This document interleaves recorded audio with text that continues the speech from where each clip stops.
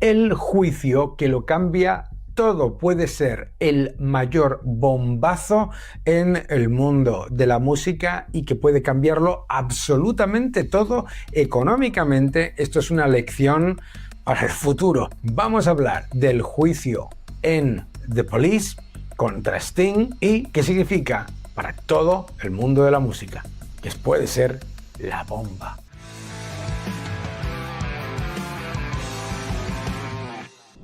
En el mundo de la música, el copyright es algo sacrosanto y lo que son los derechos de autor se dividen entre lo que son los derechos del compositor, los derechos de publicación y luego se dan una serie de compensaciones, de royalties por haber participado como arreglista, como productor, etc.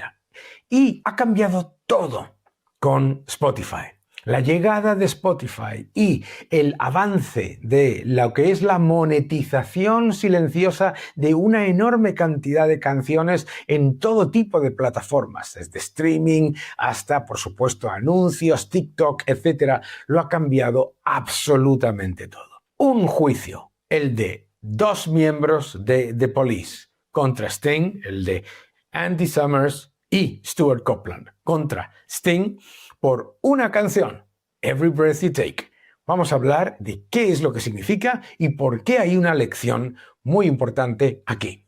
The Police, uno de los grupos más importantes, probablemente uno de los más relevantes de los años 80. Entre 1978 y 1983, pocos grupos tuvieron tal cantidad de éxito. Desde sus primeros álbumes más rockeros, más semi-punk, poco de reggae, etc., hasta los más de experimentación, como mi favorito, Zenyatta Mondatta, este maravilloso Ghost in the Machine. Y en 1983 llega lo que es claramente el cenit comercial y el final de la banda desde el punto de vista de lo que es su carrera inicial, ¿de acuerdo? Y con él llega también una canción, Every Breath You Take. La conocéis todos. Every Breath You Take es una canción que ha sido absolutamente histórico en cuanto a éxito y en cuanto a su relevancia. Se estima que Every Breath You Take genera entre $500,000 y $1 millón al año en derechos de autor. Bien. Ahora, cuando uno piensa en las canciones, ¿qué es lo que ocurre con The Police? The Police, primera lección, The Police no era la banda de Sting, era la banda de Stuart Copeland. Trajo a Sting, Sting resulta que compone la mayoría de las canciones, pero lo que dicen Stuart Copeland y Andy Summers es que lo que ellos aportaban a las canciones es absolutamente esencial para entender esas canciones y para conformar lo que todos valoramos de esas canciones. Por ejemplo, en Message in a Bottle, ¿tú de qué te acuerdas? Obviamente de la canción, de la letra, de la melodía, etc. Pero el riff muy importante, ¿no? ¿Es cierto? Bien, pues ¿qué es lo que dicen ellos? En todos estos álbumes, la inmensa mayoría de las canciones estaban compuestas solamente por Sting. Letra y música, ¿no? ¿De acuerdo? ¿Qué es lo que dicen ellos? Every Breath You Take no es ese caso. No solamente por el impacto comercial que supera al de todo el resto de las canciones en cuanto a ingresos que genera cada año, sino que además lo que hace a Every Breath You Take diferente y que recordemos todos es, por un lado, el riff de Andy Summers y el ritmo que imprimió Stuart Copeland. ¿Cuál es la posición de Andy Summers y de Stuart Copeland en este juicio? Que su contribución es mucho más que la de arreglistas y mucho más que la de meros ejecutores de las canciones. ¿Cuál es la posición de Sting? Él compuso la melodía y la letra y por lo tanto, además, se había llegado a un acuerdo en el año 2016 en el que se compensaba a Andy Summers y a Stuart Copeland de manera superior a lo que hubiera sido los royalties que recibían y claro que él tiene derecho a recibir esa ingente cantidad. Se une otra lección económica en este elemento. El señor Sting ha vendido los derechos de sus canciones con The Police. No solamente su catálogo con The Police, sino su catálogo en solitario.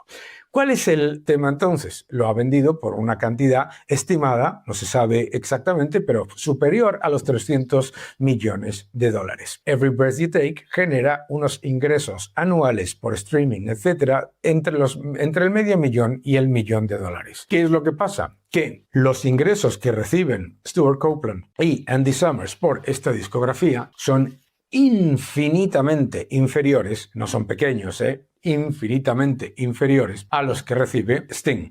Es más, de la venta de esos derechos, claro, ya ha monetizado lo que son los ingresos futuros por esos 300 y pico millones que se estima que los ha vendido. Y lo que dicen ellos es, de eso nosotros nos merecemos una parte. Bien, lecciones económicas, ¿de acuerdo? Este es el gran problema en tantísimos grupos y en tantísimos artistas. Y es todavía más importante ahora en la época del streaming y en la época de Spotify. ¿Por qué?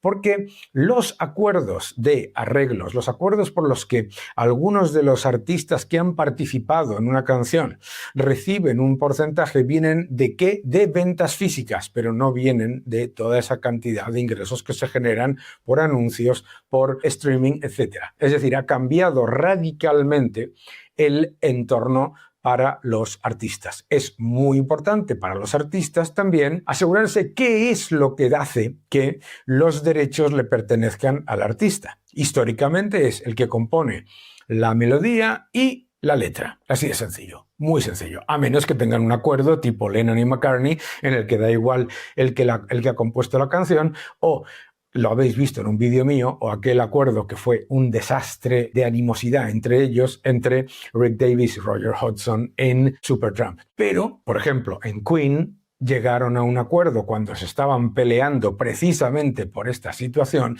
llegaron a un acuerdo por el cual firmaban los cuatro las canciones, aunque no las compusieran ellos. A partir del disco The Works, todas las canciones aparecen firmadas por ellos. Bueno, caso de U2, también muy parecido, en el que dos miembros, The Edge y Ono, reciben la gran mayoría de los royalties y luego tienen unos royalties garantizados los otros dos, Larry Mullen Jr. y Adam Clayton.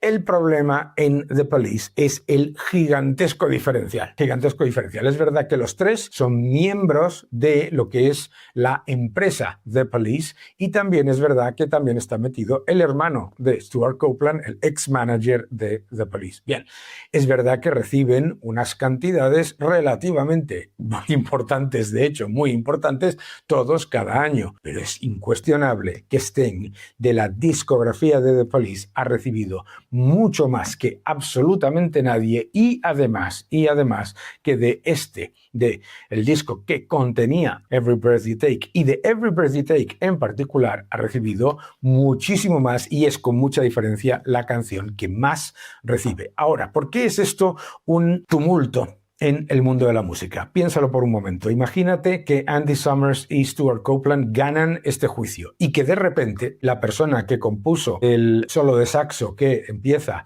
Careless Whispers de George Michael dice: yo quiero la mitad de los royalties. O la persona del saxo de Baker Street de Jerry Rafferty dice: yo quiero la mitad de los royalties, etcétera, etcétera, etcétera. El nuevo orden económico mundial, ya en tercera edición, no te lo pierdas. El nuevo orden económico mundial, te va a gustar. ¿Se va a romper con este juicio la forma en la que se reparten los royalties por composición? ¿Se va a empezar a considerar que composición es el riff de guitarra también, o el ritmo de batería añadido? Eso puede generar no ríos, sino el mayor chollo para los abogados de la historia. ¿Cuál es la posición de Sting? La posición de Sting es la siguiente. 1.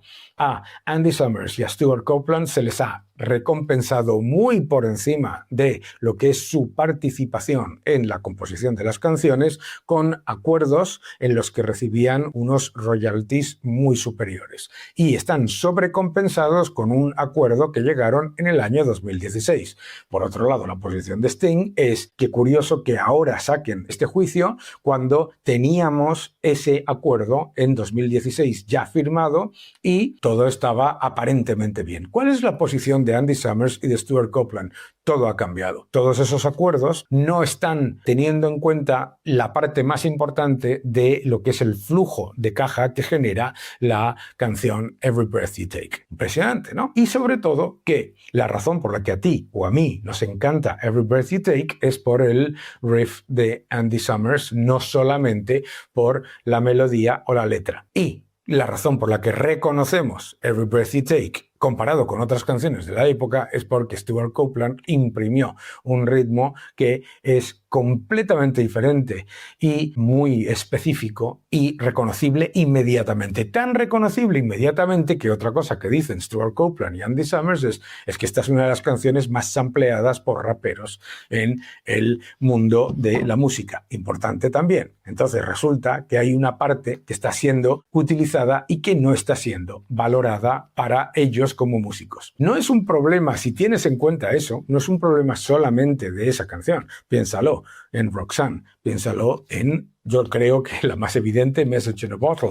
Piénsalo, si quieres, en una canción como Bring on the Night, o piénsalo en algunos de los temas de Ghost in the Machine en los que la parte instrumental, Spirits in the Material World, etc., es algo mucho más importante, Invisible Sun, ¿no? Y, obviamente, Every Breath You Take como el mayor generador de ingresos. ¿Cuál es la lección? En todas las bandas hay líderes. En todos los grupos hay líderes. Pero para que ese liderazgo se mantenga, para que haya una armonía, se tiene que buscar un acuerdo que no considere lo que está ocurriendo cuando se firma, sino lo que puede ocurrir en el futuro. Para cualquier empresa es absolutamente clave tener en cuenta todo eso de cara a su longevidad. En el caso de The Police tienes un problema adicional, que es cuando la empresa ya está vendida a un fondo de inversión, etcétera, es decir, las canciones han sido ya vendidas. Muy importante. Por lo tanto, aquí hay una lección enorme, enorme. Es imposible llegar a un acuerdo fácil. Y hay otra lección mucho mayor. ¿Cómo se abre el melón